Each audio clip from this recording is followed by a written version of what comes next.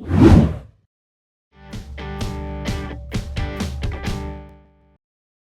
aires de figures usuelles, celles que tu dois bien connaître. Alors ce tableau, tu l'as déjà vu à plusieurs reprises.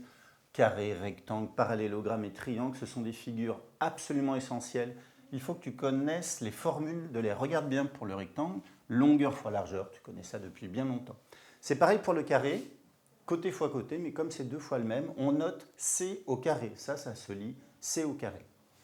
Le parallélogramme, tu sais qu'un parallélogramme, c'est un quadrilatère dont les côtés opposés sont parallèles, 2 à 2. Il faut connaître une base et une hauteur, et tu vas simplement multiplier base par hauteur pour connaître l'aire. Pour le triangle, ça ressemble beaucoup, sauf que tu vas diviser par 2. Base fois hauteur divisé par 2. Alors ça, c'est des petites musiques que tu peux avoir dans la tête. Base fois hauteur divisé par 2, moi je le connais comme ça ressort vraiment comme des tables de multiplication.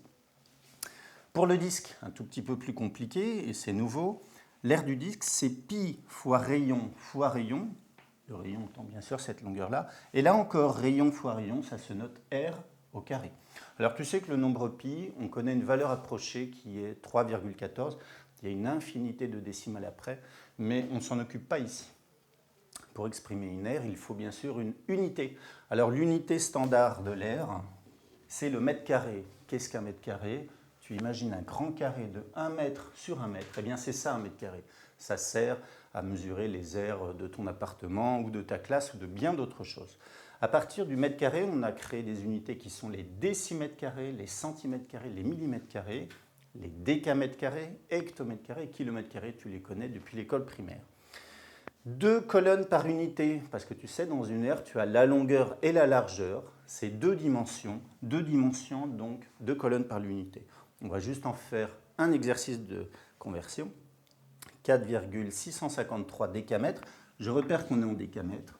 Donc, je vais mettre la virgule ici dans les décamètres et je mets le 4 à droite. Ensuite, j'écris 653.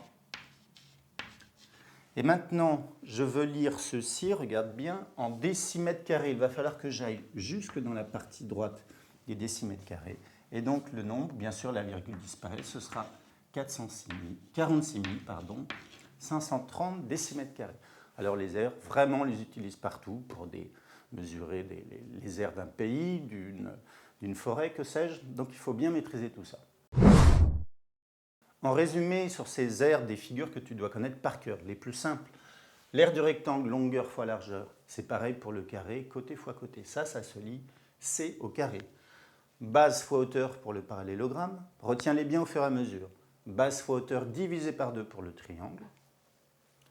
Pi fois rayon au carré pour le disque. Et puis bien sûr, pour exprimer ces aires, tu dois connaître les unités d'aire parfaitement.